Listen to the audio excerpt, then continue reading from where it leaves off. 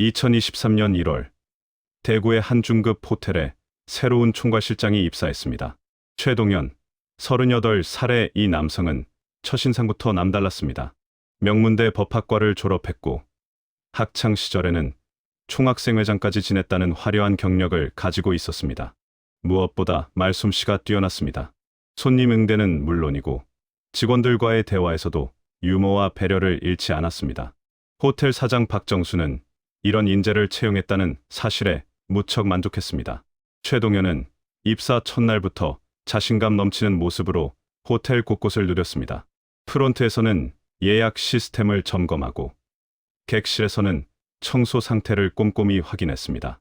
식당에서는 메뉴 구성에 대해 조리팀과 진지하게 논의했습니다. 업무 파악이 빠를 뿐만 아니라 개선안까지 척척 내놓았습니다. 박정수는 속으로 감탄했습니다. 이 정도 능력이라면 호텔 매출을 크게 올릴 수 있을 것 같았습니다. 직원들의 반응도 좋았습니다. 27살의 프론트 직원 김미선은 최동현의 첫인상에 대해 이렇게 말했습니다. 실장님이 오시고 나서 일이 훨씬 수월해졌어요. 막히는 부분이 있으면 바로바로 해결해 주시고 손님 클레임도 척척 처리하세요. 23살 하우스키핑 직원 이지은도 비슷한 생각이었습니다. 전 실장님은 저희한테 관심도 없으셨는데 최 실장님은 우리 고충도 들어주시고 든든해요. 최동현은 직원들과의 거리를 좁히는데도 능숙했습니다. 점심시간이면 직원 식당에서 함께 식사를 하며 이런저런 이야기를 나눴습니다. 업무 외적인 고민이 있으면 상담도 해주었습니다. 딱딱한 상사가 아니라 친근한 선배 같았습니다. 직원들은 최동현을 신뢰하기 시작했습니다. 입사한 지 보름쯤 지났을 때였습니다. 최동현이 자연스럽게 자신의 재산 이야기를 꺼냈습니다. 직원들과 저녁 식사를 하던 중이었습니다. 제가 원래 건물을 하나 가지고 있어서요. 1층은 커피숍, 2층은 사무실로 세를 주고 있습니다. 세입자 관리하느라 전화가 자주 오는데 양해 부탁드립니다. 김미선이 놀라서 물었습니다. 실장님, 그럼 호텔에 왜 다니세요? 건물 임대료만으로도 충분하실 텐데요. 최동현이 웃으며 대답했습니다. 아, 그냥 집에만 있으면 답답하잖아요. 사람들이랑 일하는 게 좋아서요. 돈보다는 보람을 찾는 편입니다. 이지은이 감탄하며 말했습니다. 멋있으시다. 요즘 같은 세상에 그런 분이 어디 있어요. 최동현의 이런 발언은 한두 번이 아니었습니다. 건물 이야기, 세입자 이야기가 수시로 나왔습니다. 때로는 통장 잔고 화면을 보여주기도 했습니다. 수천만 원이 찍혀 있는 화면이었습니다. 직원들은 최동현이 정말 여유 있는 사람이라고 믿게 되었습니다. 경제적으로 안정되어 있으니 믿을 만한 사람이라는 생각이 자연스럽게 들었습니다. 박정수도 최동현에게 호감을 느꼈습니다. 업무 보고를 받을 때마다 최동현의 분석력과 기획력에 감탄했습니다. 객실 가동률을 높일 방안, 단체 고객 유치 전략, 직원 복지 개선안까지 다양한 제안을 받았습니다. 실제로 최동현이 입사한 후 한 달 만에 객실 예약이 15% 증가했습니다. 박정수는 최동현에게 보너스까지 지급했습니다. 그러나 최동현에게는 아무도 모르는 어두운 과거가 있었습니다. 2019년 최동현은 대구의 한 쇼핑센터에서 근무하며 동료의 휴대폰으로 수억 원을 대출받아 가로챘습니다. 피해자의 신고로 경찰에 붙잡혀 2021년에 구속되었고 꼬박 2년을 복역했습니다. 출소한 것이 바로 2023년 1월 초였습니다. 최동현은 출소한 지 불과 며칠 만에 이 호텔에 입사한 것입니다.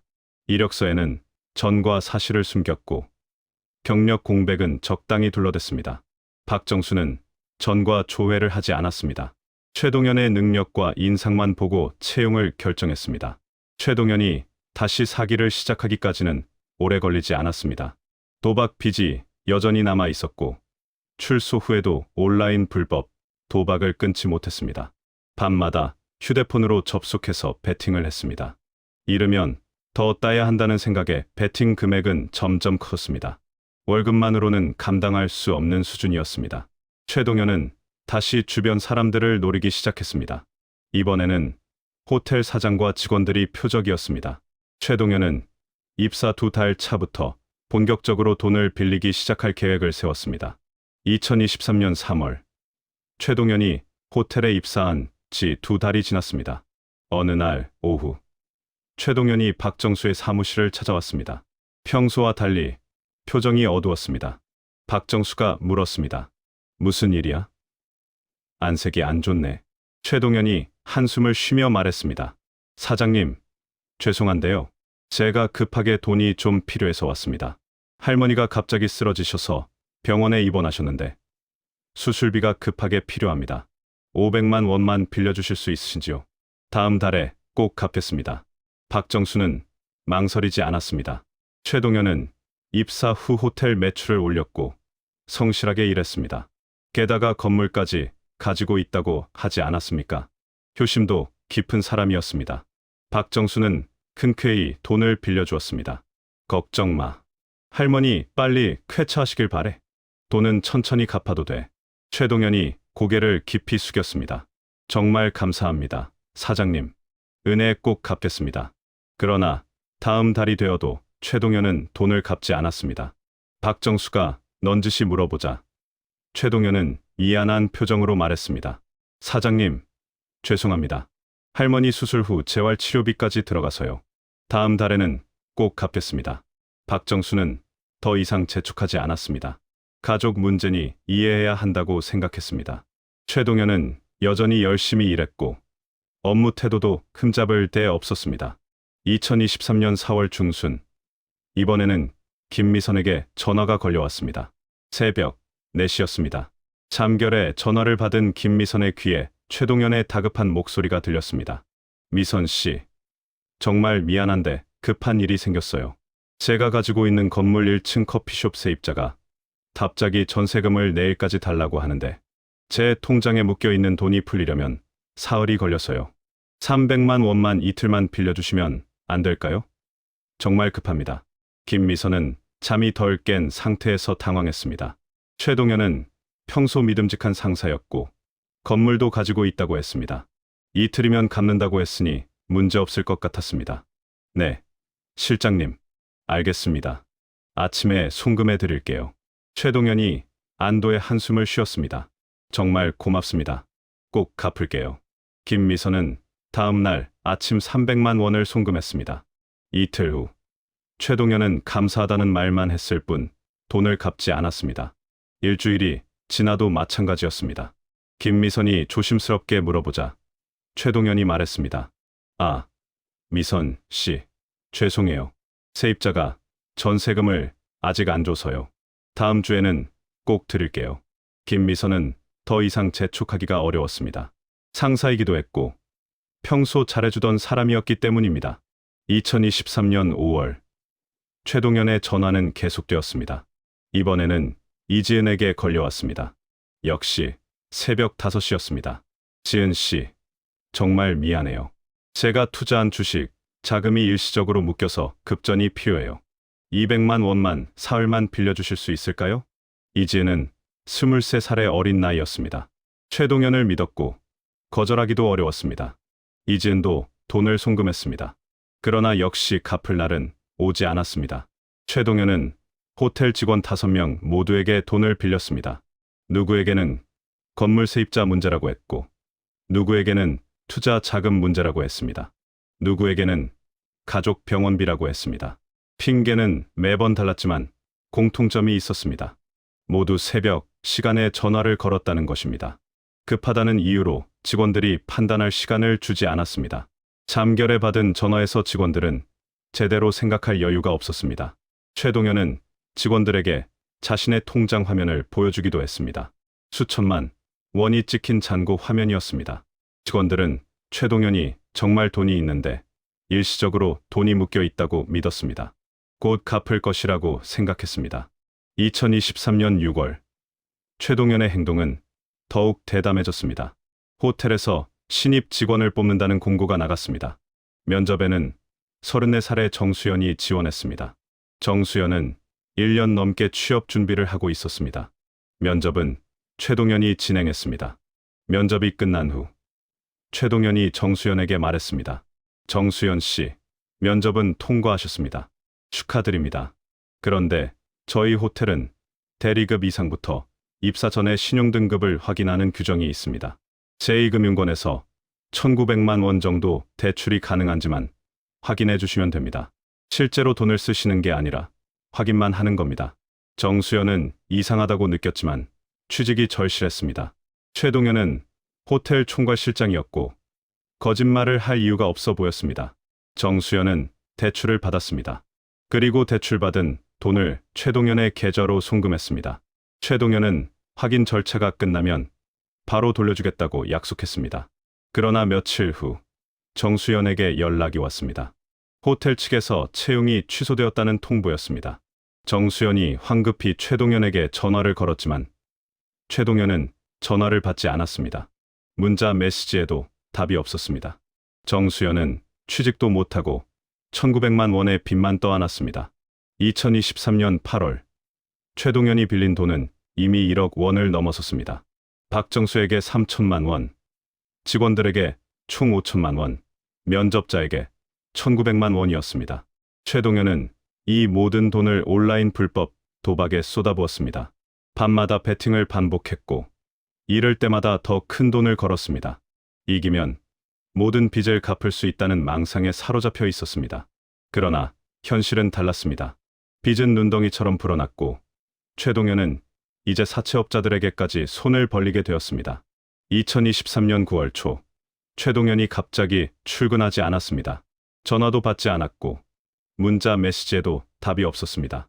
박정수는 처음에는 급한 일이 생긴 것이라고 생각했습니다. 하루, 이틀, 사흘이 지나도 최동현은 나타나지 않았습니다. 무단결근이었습니다. 그리고 호텔에 낯선 전화들이 걸려오기 시작했습니다. 9월 5일 오전 호텔 대표 번호로 첫 전화가 왔습니다. 김미선이 받았습니다. 여보세요. 예약 문의신가요? 전화기 너머로 거친 남자 목소리가 들렸습니다. 최동현 있어. 최동현, 그 새끼 어디 있냐고. 김미선은 당황했습니다. 정중하게 대답했습니다. 죄송하지만 최 실장님은 지금 자리에 안 계신데요. 남자의 목소리가 더욱 거칠어졌습니다. 그 새끼가 나한테 5천만 원 빌려가고 잠적했어. 당장 연락 안 되면 너희 호텔 직원들한테 연락할 거야. 최동현이 너희 직원들 개인정보 다 넘겨줬거든. 전화가 끊겼습니다. 김미선은 손이 떨렸습니다. 무슨 일인지 이해할 수 없었습니다. 그러나 이것은 시작에 불과했습니다. 같은 날 오후 또 다른 전화가 걸려왔습니다. 이번에는 이지은의 개인 휴대폰이었습니다. 역시 사채업자였습니다. 이지은 씨 맞죠? 최동현이 당신 정보를 담보로 3천만 원 빌려갔어요. 최동현 연락처 알려주세요. 이지은은 공포에 질렸습니다. 자신의 개인정보가 사채업자에게 넘어갔다는 사실을 그제야 알았습니다. 이지은이 떨리는 목소리로 말했습니다. 저도 실장님 연락이 안 돼요. 저도 피해자예요. 사채업자는 냉정하게 말했습니다. 그건 우리가 상관할 바 아니에요.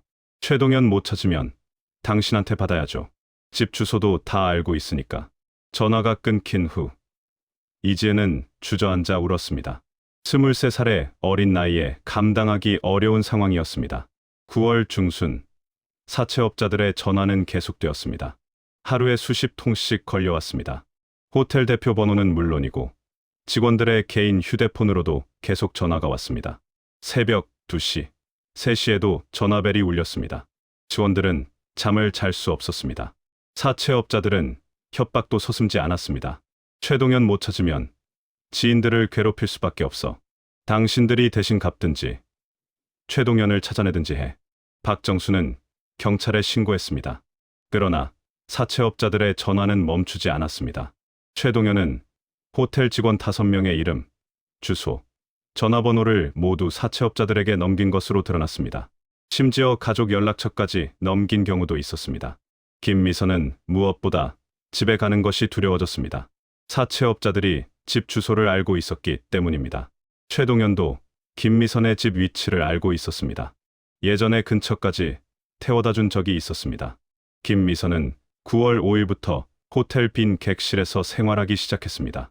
처음에는 하루 이틀만 버티면 될 줄 알았습니다.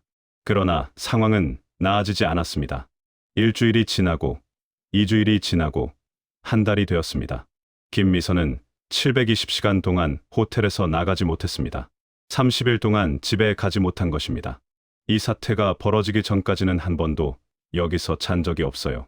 집을 못 가는 상황에서 여기서 자고 화장실에서 씻고 있어요.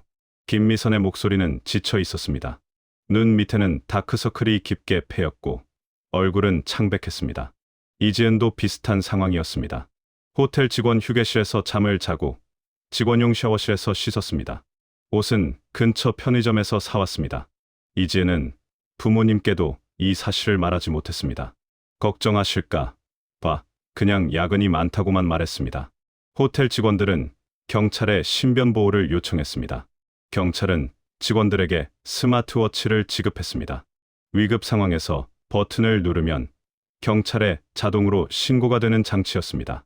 직원들은 호신용 스프레이도 구입했습니다. 항상 가방에 넣어 다녔습니다. 김미선은 밤마다 악몽에 시달렸습니다. 최동현이나 사채업자가 갑자기 나타나는 꿈이었습니다. 잠에서 깨면 심장이 빠르게 뛰었고 식은땀이 흘렀습니다. 이지혜는 전화벨 소리만 들어도 몸이 움츠러들었습니다. 사채업자의 전화일까 봐 두려웠습니다. 박정수는 직원들을 보며 가슴이 무너졌습니다. 자신이 최동현을 잘못 채용한 탓에 직원들이 고통받고 있었습니다. 박정수는 직원들에게 말했습니다. 정말 미안해. 내가 사람을 잘못 봤어. 2달 동안 10년은 늙은 것 같아. 죄책감이 너무 커. 박정수의 목소리는 떨렸습니다. 자신도 3천만 원을 사기당했지만 직원들의 고통이 더 마음 아팠습니다. 특히 20대 여직원들이 집에도 가지 못하고 호텔에서 숨어 지내는 모습을 보면 눈물이 났습니다. 9월 말 직원들이 모여서 대책 회의를 했습니다. 이대로는 안 된다는 결론이 나왔습니다. 최동현의 행적을 추적하고 과거를 파헤쳐야 했습니다. 최동현이 과연 누구인지, 어떤 과거를 가진 사람인지 알아내야 했습니다. 박정수는 경찰에 정식으로 사기 고소장을 제출했고 최동현의 신원 조회를 요청했습니다. 곧 충격적인 진실이 드러날 예정이었습니다. 2023년 10월 초 경찰이 최동현의 신원 조회 결과를 박정수에게 알려주었습니다. 박정수는 서류를 보는 순간 충격의 말을 잃었습니다. 최동현은 사기 전과자였습니다. 그것도 출소한 지 불과 몇 개월 만에 다시 범행을 저지른 상습범이었습니다. 경찰 조서에 따르면 최동현은 2019년 대구의 한 쇼핑센터에서 근무하던 중 동료의 휴대폰을 이용해 수억 원을 대출받았습니다. 피해자는 30대 여성 직원이었습니다. 최동현은 회사 업무를 핑계로 피해자의 휴대폰을 빌렸고 그 사이 대출 앱을 설치해 본인 인증을 마쳤습니다. 피해자 명의로 제1금융권, 제2금융권, 대부업체를 가리지 않고 대출을 받았습니다. 총액은 3억 원에 달했습니다. 피해자가 이상한 문자 메시지를 받고 확인했을 때는 이미 늦었습니다. 통장에는 수억 원의 빚이 쌓여 있었고 최동현은 그 돈을 모두 인출의 도박에 사용한 뒤였습니다. 피해자는 경찰에 신고했고 최동현은 2021년에 구속되어 2년형을 선고받았습니다. 최동현은 교도소에서 2년을 복역하고 2023년 1월 초에 출소했습니다. 출소 후 불과 며칠 만에 호텔에 입사했습니다. 이력서에는 전과 사실을 숨겼고 2021년부터 2023년까지의 경력 공백은 가족 사업을 도왔다고 거짓으로 기재했습니다. 박정수는 면접 과정에서 전과 조회를 하지 않았고 최동현의 말솜씨와 능력만 보고 채용을 결정했습니다. 박정수는 직원들을 불러 모았습니다. 최동현의 과거를 알려주자 직원들은 경악했습니다. 김미선이 떨리는 목소리로 말했습니다. 그럼 처음부터 우리를 속일 생각이었던 거예요? 건물도 없었던 거고요? 박정수가 고개를 끄덕였습니다. 건물도 없었어. 통장 잔고도 조작했을 가능성이 커. 우리가 완전히 속은 거야. 이지혜는 울음을 터뜨렸습니다. 믿었던 상사가 출소한 지 얼마 안 된 사기범이었다는 사실이 충격이었습니다. 그러나 최동현의 범죄 이력은 여기서 끝이 아니었습니다. 경찰은 최동현의 대학 시절까지 추적했습니다. 박정수는 최동현의 대학 동창들을 수소문해 연락처를 알아냈습니다. 그중 한 명이 증언에 응했습니다. 최동현의 대학 후배였습니다. 형은 대학교 다닐 때 정말 인기가 많았어요. 법학과 학회장에 총학생 회장까지 했으니까요. 인맥왕이었죠. 후배들한테도 엄청 잘해줬어요. 후배의 말에 따르면 최동현은 학창시절 리더십이 뛰어났고 사교성도 좋았습니다. 신입생 환영회 때는 후배들 밥을 사주고 동아리 활동비도 자주 보탰습니다. 후배들은 최동현을 형님처럼 따랐습니다. 그런데 3학년 때부터 형이 이상해지기 시작했어요. 자꾸 돈을 빌리더라고요. 처음에는 교재 사야 한다. 부모님 생신 선물 사야 한다. 이런 식으로 소액을 빌렸어요. 다들 형을 믿었으니까 흔쾌히 빌려줬죠. 최동현이 빌린 돈은 점점 커졌습니다. 10만 원에서 시작해 50만 원, 100만 원으로 늘어났습니다. 같은 후배에게 여러 번 빌리기도 했습니다. 갚겠다는 약속은 지켜지지 않았습니다. 나중에 알고 보니 형이 불법 인터넷 도박에 빠져 있었어요. 처음에는 호기심으로 시작했대요. 친구가 도박 사이트를 알려줬고 거기서 돈을 좀 따니까 재미를 붙인 거죠. 그런데 점점 잃는 돈이 많아졌고 빚이 쌓였대요. 최동현은 잃은 돈을 만회하려고 더 큰 돈을 걸었습니다. 악순환이었습니다. 빚은 눈덩이처럼 불어났습니다. 최동현은 학과 동기들에게도 손을 벌렸고 심지어 1학년 신입생에게까지 돈을 빌렸습니다. 신입생들은 선배가 빌려달라고 하니까 거절을 못했어요. 저도 50만 원 빌려줬는데 못 받았어요. 나중에 알고 보니 학과 전체에서 형한테 돈 빌려준 사람이 40명이 넘었어요. 대학 시절에만 최동현이 사기 친 금액은 총 2억 원에 달했습니다. 동기 15명, 후배 25명, 선배 3명이 피해를 입었습니다. 액수는 사람마다 달랐지만 적게는 30만 원에서 많게는 1,000만 원까지였습니다. 형이 졸업하고 나서 연락이 두절됐어요. 전화도 안 받고 SNS도 폐쇄했어요. 우리는 그냥 돈을 떼인 거죠. 학과 동문회에서 난리가 났었어요. 후배는 최동현이 도박 중독에 빠진 이유를 이렇게 설명했습니다. 형은 원래 후배들한테 잘해주고 싶어 했어요. 자존심도 강했고요. 돈을 쓰면서 인정받고 싶었던 것 같아요. 그런데 그러다 보니 돈이 부족해졌고 도박으로 돈을 벌려고 했던 거죠. 결국 중독이 된 거예요. 박정수는 후배의 증언을 듣고 분노했습니다. 최동현은 20대 때부터 지금까지 똑같은 수법으로 사람들을 속여왔습니다. 교도소에 다녀온 후에도 전혀 변하지 않았습니다. 오히려 수법은 더 교묘해졌습니다. 경찰은 최동현의 도박 내역도 확인했습니다. 최동현은 출소 후에도 불법 도박 사이트에 접속해 매일 밤 수백만 원씩 베팅했습니다. 호텔에서 빌린 1억 원, 사채업자에게 빌린 수천만 원이 모두 도박으로 사라졌습니다. 최동현의 휴대폰 기록을 보면 새벽 2시부터 5시까지 도박 사이트에 접속한 흔적이 매일 남아 있었습니다. 이제 최동현의 정체가 완전히 드러났습니다. 대학 시절부터 현재까지 15년 동안 수백 명을 속이고 최소 5억 원 이상을 가로챈 상습 사기범이었습니다. 박정수와 직원들은 최동현이 빌려간 돈의 정확한 규모를 파악하기 시작했습니다. 2023년 10월 중순, 박정수와 직원들은 최동현에게 당한 피해 규모를 정확히 계산하기 시작했습니다. 각자 통장 거래 내역을 출력하고 최동현과 주고받은 문자 메시지를 모았습니다. 계산 결과는 충격적이었습니다. 박정수는 최동현에게 총 3천만 원을 빌려주었습니다.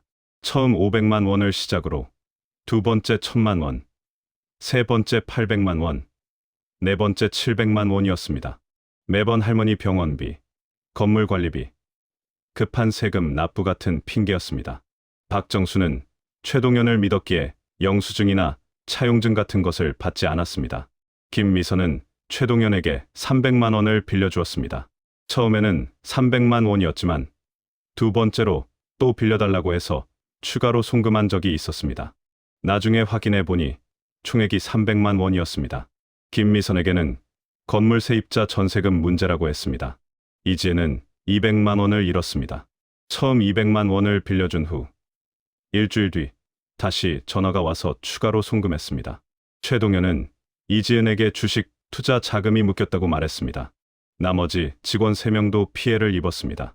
한 명은 1,000만 원, 다른 한 명은 800만 원, 마지막 한 명은 700만 원을 빌려주었습니다. 직원들에게 빌린 돈만 총 5천만 원이었습니다. 가장 기가 막힌 피해자는 정수연이었습니다. 정수연은 2023년 6월 호텔 대리 직급 면접을 보러 왔습니다. 34세의 정수연은 1년 넘게 취업 준비를 하고 있었습니다. 경력이 단절된 상태에서 재취업을 시도하고 있었고 이번 기회가 절실했습니다. 면접 후 최동현이 정수연을 따로 불렀습니다. 최동현은 정중한 태도로 말했습니다. 정수연 씨, 면접 결과는 합격이십니다. 축하드립니다. 그런데 한 가지 확인할 절차가 있습니다. 저희 호텔은 대리그 이상 직원의 경우 신용등급을 확인하는 내부 규정이 있습니다. 제2금융권에서 1,900만 원 정도 대출이 가능한지만 확인해 주시면 됩니다. 정수연은 의아했지만 취직이 결정된 상황에서 거절하기 어려웠습니다. 최동현은 확인 절차일 뿐이며 실제로 돈을 사용하는 것이 아니라고 강조했습니다. 대출을 받으신 후 바로 제 계좌로 송금해 주시면 확인 즉시 다시 돌려드립니다. 하루면 끝나는 절차입니다. 정수연은 제2금융권에서 1,900만 원을 대출받았습니다. 이자율은 연 15%였습니다. 대출받은 돈을 최동현이 알려준 계좌로 송금했습니다. 최동현은 고맙다며 곧 돌려주겠다고 약속했습니다. 그러나 이틀 후 정수연에게 호텔 인사팀에서 연락이 왔습니다. 채용이 취소되었다는 통보였습니다. 정수연은 황급히 최동현에게 전화를 걸었지만 최동현은 전화를 받지 않았습니다. 문자 메시지도 읽지 않았습니다. 정수연은 호텔로 직접 찾아갔지만 최동현은 이미 무단결근 중이었습니다. 정수연은 취직도 못하고 1,900만 원의 빚만 떠안았습니다. 대출 이자는 매달 23만 7,500원씩 나갔습니다. 정수연은 생활비를 벌기 위해 편의점과 카페에서 아르바이트를 시작했습니다. 하루 12시간 이상 일하며 빚을 갚기 시작했지만 원금은 좀처럼 줄어들지 않았습니다. 정수연은 박정수를 찾아와 울면서 호소했습니다. 저는 정말 취직이 절실했어요. 최 실장님이 호텔 총괄 실장이었으니까 믿었어요. 어떻게 면접자를 이렇게 속일 수 있어요? 박정수도 할 말이 없었습니다. 자신의 잘못된 채용 결정이 정수연의 인생까지 망쳤습니다. 호텔에서 발생한 피해, 총액은 9,900만 원이었습니다. 박정수 3,000만 원, 직원 5명 5천만 원, 면접자 1,900만 원을 합치면 거의 1억 원에 달했습니다. 8개월 동안 최동현은 호텔 관계자들에게서만 1억 원을 가로챈 것입니다. 그러나 최동현이 빌린 돈은 호텔 관계자들에게만 국한되지 않았습니다. 경찰 조사 결과 최동현은 사채업자들에게도 수천만 원을 빌렸습니다. 사채업자 A에게는 5천만 원, 사채업자 B에게는 3천만 원, 사채업자 C에게는 2천만 원을 빌렸습니다. 이들에게 빌릴 때도 호텔 직원들의 개인정보를 담보로 제공했습니다. 최동현은 이 모든 돈을 어디에 썼을까요? 경찰이 최동현의 휴대폰과 컴퓨터를 압수수색한 결과 불법 도박 사이트 접속 기록이 나왔습니다. 2023년 1월부터 9월까지 최동현은 매일 밤 도박 사이트에 접속했습니다. 베팅 금액은 하루 평균 200만 원에서 500만 원이었습니다. 이긴 날도 있었지만 전체적으로는 큰 손실이었습니다. 최동현의 도박 패턴은 전형적인 중독자의 모습이었습니다.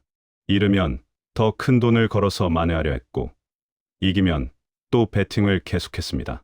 돈이 떨어지면 주변 사람들에게 거짓말로 돈을 빌렸고 빌린 돈은 또다시 도박에 쏟아부었습니다. 경찰은 최동현이 호텔에서 근무하던 8개월 동안 총 1억 5천만 원 이상을 도박에 사용한 것으로 추정했습니다. 호텔 관계자들에게 빌린 1억 원, 사채업자들에게 빌린 1억 원 중 일부가 모두 도박 사이트로 들어간 것입니다. 피해자들은 최동현을 찾기 위해 경찰에 수배를 요청했습니다. 최동현의 행방을 추적하고 남은 재산이 있는지 확인해야 했습니다. 그러나 최동현에게 남은 재산은 아무것도 없었습니다. 2023년 10월 20일 최동현이 처음으로 박정수에게 연락을 해왔습니다. 무단결근한 지 한 달 반 만이었습니다. 박정수는 최동현의 전화번호를 보고 망설였지만 녹음을 켜고 전화를 받았습니다. 사장님, 저 최동현입니다. 최동현의 목소리는 전혀 미안한 기색이 없었습니다. 오히려 당당했습니다. 박정수가 분노를 참으며 말했습니다. 최동현 씨, 지금 무슨 생각으로 전화한 겁니까? 우리 직원들이 얼마나 고생하는지 알아요? 최동현은 박정수의 말을 자르며 본론을 꺼냈습니다. 사장님, 저 9월 월급 아직 안 받았잖아요. 그거 주셔야죠. 제가 9월 5일까지는 출근했으니까 일한 만큼은 받아야 하는 거 아닙니까? 박정수는 귀를 의심했습니다. 1억 원을 사기 치고 잠적한 사람이 월급을 달라고 요구하는 것이었습니다. 지금 농담합니까? 당신이 우리한테 얼마나 피해를 줬는지 알아요? 경찰에 고소까지 했어요. 최동현은 태연하게 대답했습니다. 그건 그거고 월급은 월급이죠. 저도 생활이 있습니다. 빨리 입금해 주세요. 박정수는 전화를 끊어버렸습니다. 손이 떨렸습니다. 사기꾼의 뻔뻔함이 이 정도일 줄은 몰랐습니다. 그러나 최동현의 요구는 여기서 끝나지 않았습니다. 이틀 후 최동현이 김미선에게 문자 메시지를 보냈습니다. 미선 씨, 제가 300만 원 빌릴 때 이자로 50만 원을 먼저 드렸잖아요. 그거 돌려주셔야죠. 제가 돈을 못 갚게 된 건 사실이지만 이자는 제가 먼저 준 거니까 돌려받을 권리가 있습니다.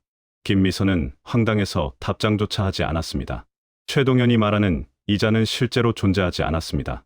최동현이 지어낸 거짓말이었습니다. 김미선이 답장을 하지 않자 최동현의 문자는 점점 공격적으로 변했습니다. 답장 안 하면 직접 찾아가겠습니다. 미선 씨, 집 주소 알고 있으니까요. 김미선은 공포에 질렸습니다. 최동현이 자신의 집 주소를 알고 있다는 사실이 두려웠습니다. 김미선은 즉시 경찰에 신고했습니다. 같은 날 이지은에게도 비슷한 문자가 왔습니다. 최동현은 이지은에게도 이자를 돌려달라고 요구했습니다. 이지은이 무시하자 최동현은 협박 문자를 보냈습니다. 같이 죽읍시다. 저는 이미 잃을 게 없는 사람입니다. 당신들도 편하게 살 수 없을 겁니다. 이지은은 문자를 보고 울음을 터뜨렸습니다. 23살의 어린 나이에 감당하기 어려운 협박이었습니다. 이지은도 즉시 경찰에 신고했고 경찰은 최동현에게 경고 전화를 걸었습니다. 그러나 최동현의 협박은 멈추지 않았습니다. 10월 말 더욱 충격적인 일이 벌어졌습니다. 최동현의 어머니가 피해자들에게 연락을 하기 시작한 것입니다. 최동현의 어머니는 60대 중반의 여성이었습니다. 박정수에게 처음 전화가 왔습니다. 여보세요. 최동현 어머니입니다. 사장님, 우리 아들 일로 연락드렸어요. 박정수는 최동현의 어머니가 사과하려고 전화했다고 생각했습니다. 정중하게 대답했습니다. 네, 말씀하세요. 그러나 최동현 어머니의 다음 말은 전혀 예상치 못한 것이었습니다. 사장님, 우리 아들 고소 취하해주세요. 우리 아들도 병이 있는 사람이에요. 도박 중독은 질병이라고요. 고소하면 우리 집안이 다 망해요. 박정수가 단호하게 말했습니다. 어머님, 최동현 씨가 저희한테 1억 원 가까이 사기를 쳤습니다. 고소 취하는 불가능합니다. 최동현 어머니의 목소리가 갑자기 차갑게 변했습니다. 그럼 어쩔 수 없네요. 우리도 가만히 있지 않을 겁니다. 우리는 잃을 게 없는 사람들이에요. 전화가 끊겼습니다. 박정수는 믿을 수 없었습니다. 가해자의 어머니가 피해자를 협박하는 상황이었습니다. 며칠 후 김미선에게도 최동현 어머니의 전화가 걸려왔습니다. 김미선 씨 맞죠? 최동현 엄마예요. 우리 아들 고소 취하 안 하면 당신도 가만 안 둘 거예요. 당신 부모님 연락처도 다 알고 있어요. 김미선은 손이 떨렸습니다. 최동현만으로도 무서운데 최동현 어머니까지 협박에 나선 것입니다. 김미선은 바로 전화를 끊고 경찰에 신고했습니다. 이지은에게도 비슷한 전화가 왔습니다. 최동현 어머니는 이지은에게 욕설까지 퍼부었습니다. 내가 우리 아들 인생 망치려고? 어린 것이 감히 고소 취하 안 하면 너희 가족들도 무사하지 못할 줄 알아. 이지은은 공황 상태에 빠졌습니다. 호텔 화장실에서 울고 있는 이지은을 김미선이 발견하고 달래야 했습니다. 정수연에게도 최동현 어머니의 연락이 왔습니다. 최동현 어머니는 정수연에게 이렇게 말했습니다. 당신이 우리 아들한테 먼저 돈을 빌려달라고 했다면서요? 우리 아들이 그렇게 말했어요. 오히려 당신이 사기꾼 아니에요? 정수연은 어이가 없었습니다. 면접자인 자신이 어떻게 총괄실장에게 먼저 돈을 빌려달라고 할 수 있단 말입니까? 정수연도 경찰에 신고했습니다. 피해자들은 이제 최동연뿐만 아니라 최동연 어머니에게도 이중으로 협박을 당하는 상황이었습니다. 여기에 사채업자들의 전화까지 계속 걸려왔습니다. 김미선과 이지은은 여전히 호텔에서 생활하고 있었고 밤마다 악몽에 시달렸습니다. 박정수는 변호사와 상담했습니다. 변호사는 최동연과 최동연 어머니를 모두 고소할 수 있다고 조언했습니다. 협박죄와 공갈죄가 성립한다는 것이었습니다. 박정수는 추가 고소장을 준비하기로 했고 피해자들의 증거를 모으기 시작했습니다. 녹음 파일, 문자 메시지, 통화 기록이 모두 증거가 되었습니다. 2023년 11월 초, 한 방송국 제작진이 최동연 사건을 취재하기 시작했습니다. 피해자들의 제보를 받고 사건의 전말을 파악하던 중이었습니다. 제작진은 박정수와 피해 직원들을 인터뷰했고 최동연의 행방을 추적하고 있었습니다. 그런데 놀라운 일이 벌어졌습니다. 최동연이 먼저 제작진에게 연락을 해온 것입니다. 11월 5일, 제작진의 휴대폰으로 낯선 번호의 전화가 걸려왔습니다. 여보세요. 최동연입니다. 제가 방송에 나오는 사람 맞죠? 저도 할 말이 있어서 연락드렸습니다. 제작진은 당황했지만 곧 녹음을 시작하며 인터뷰에 응했습니다. 최동연은 차분한 목소리로 말을 이어갔습니다. 제 이야기를 꼭 들어주셨으면 합니다. 저도 사실은 피해자거든요. 제작진이 물었습니다. 피해자라뇨? 무슨 말씀이신가요? 최동연이 한숨을 쉬며 대답했습니다. 저는 6년 전부터 심각한 도박 중독에 시달리고 있습니다. 이건 제 의지로 어찌할 수 없는 병이에요. 평소에는 멀쩡합니다. 정말 정상적인 사람이에요. 그런데 도박 생각이 들면 완전히 다른 사람이 돼요. 온갖 꾀가 생각나고 거짓말과 사기 수법이 자동으로 떠올라요. 제작진은 최동연의 말을 들으며 기록했습니다. 최동연은 자신을 환자이자 피해자로 포장하고 있었습니다. 제가 호텔 사장님과 직원분들한테 정말 미안해요. 그런데 저도 제 뇌를 제어할 수가 없었어요. 도박 중독은 뇌 질환이라고 의학적으로 증명된 거 아닙니까? 저는 뇌가 다쳐서 아픈 사람입니다. 제작진이 반문했습니다. 그럼 출소 후에 다시 범행을 저지른 것도 도박 중독 때문이라는 건가요? 최동연은 주저없이 대답했습니다. 그렇죠.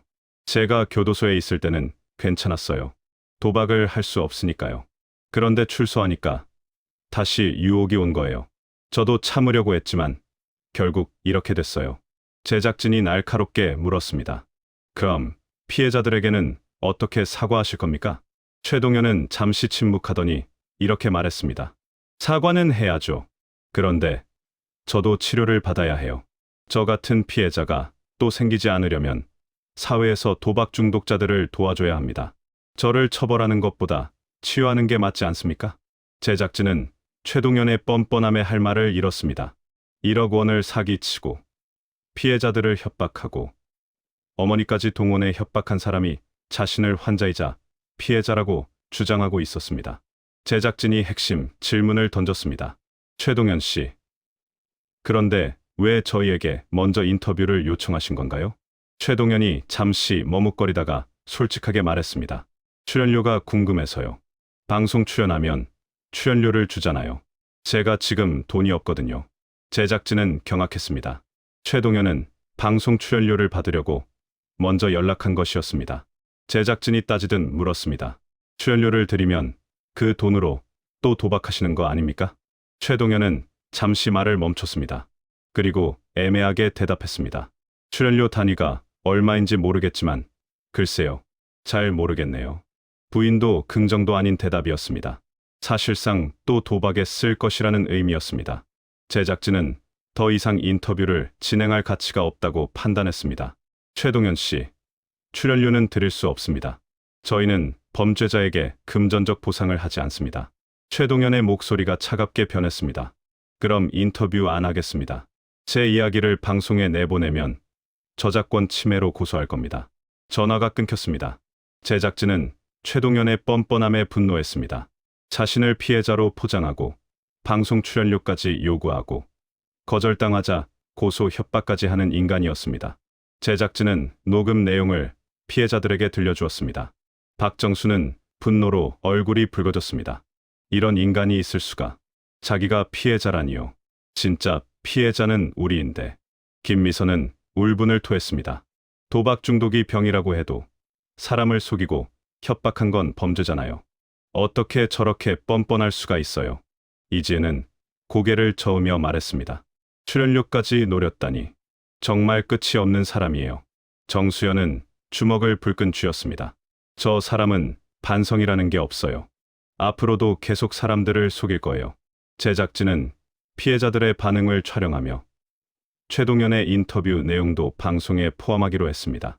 최동현의 뻔뻔함을 그대로 보여주는 것이 시청자들에게 경각심을 주는 길이라고 판단했습니다. 11월 10일 제작진은 경찰에 최동현과의 통화 녹음 파일을 제공했습니다. 경찰은 최동현의 소재를 추적하고 있었고 곧 체포할 수 있을 것이라고 말했습니다. 최동현이 제작진에게 전화를 걸 때 사용한 휴대폰 기지국 위치도 파악되었습니다. 대구 외곽의 한 모텔에서 전화를 건 것으로 확인되었습니다. 경찰은 최동현의 휴대폰을 역추적하며 검거 작전을 준비했습니다. 피해자들도 최동현이 곧 잡힐 것이라는 소식에 안도했습니다. 그러나 여전히 불안은 가시지 않았습니다. 최동현이 체포되더라도 빌려간 돈을 돌려받을 수 있을지는 알 수 없었습니다. 최동현에게는 재산이 전혀 없었기 때문입니다. 피해자들은 경찰의 검거 소식을 기다리며 마지막 희망을 붙잡았습니다. 2023년 11월 13일 경찰이 최동현을 검거했습니다. 대구 외곽의 한 모텔에 숨어 있던 최동현을 긴급 체포한 것입니다. 최동현은 체포되는 순간에도 당당했습니다. 경찰에게 이렇게 말했습니다. 저는 병이 있는 사람입니다. 처벌이 아니라 치료가 필요합니다. 경찰은 최동현을 대구 동부경찰서로 연행했습니다. 조사 과정에서 최동현은 범행을 모두 인정했습니다. 그러나 반성하는 기색은 전혀 보이지 않았습니다. 오히려 자신도 도박 중독이라는 질병의 피해자라고 주장했습니다. 피해자들은 최동현의 구속 소식을 들었습니다. 박정수는 안도의 한숨을 쉬었지만 동시에 허탈함을 느꼈습니다. 잡히긴 했지만 우리 돈은 돌아올 가능성이 없어요. 최동현에게는 재산이 하나도 없으니까요. 경찰 조사 결과 최동현의 통장 잔고는 23,000원이었습니다. 부동산도 자동차도 어떤 재산도 없었습니다. 최동현이 자랑하던 건물은 처음부터 존재하지 않았습니다. 모두 거짓말이었습니다. 피해자들이 돈을 돌려받을 방법은 사실상 없었습니다. 김미선은 여전히 호텔에서 생활하고 있었습니다. 최동현이 구속되었지만 사채업자들의 전화는 계속 왔습니다. 최동현 어머니의 협박 전화도 멈추지 않았습니다. 김미선은 심리치료를 받기 시작했습니다. 공황장애와 불안장애 진단을 받았습니다. 잠을 잘 수가 없어요. 자꾸 악몽을 꿔요. 전화벨 소리만 들어도 심장이 두근거려요. 김미선은 720시간 동안 호텔에서 생활했고 최동현 구속 후에도 일주일 더 호텔에 머물렀습니다. 총 한 달 반 동안 집에 가지 못한 것입니다. 김미선이 집으로 돌아간 것은 11월 말이었습니다. 그러나 여전히 밤마다 현관문을 3번씩 확인하고 창문에 잠금 장치를 추가로 설치했습니다. 이지은도 심리치료를 받고 있습니다. 23살의 어린 나이에 겪은 트라우마는 깊었습니다. 이지은은 호텔을 그만두기로 결정했습니다. 매일 출근할 때마다 최동현이 생각났기 때문입니다. 여기 있으면 계속 그때 일이 떠올라요.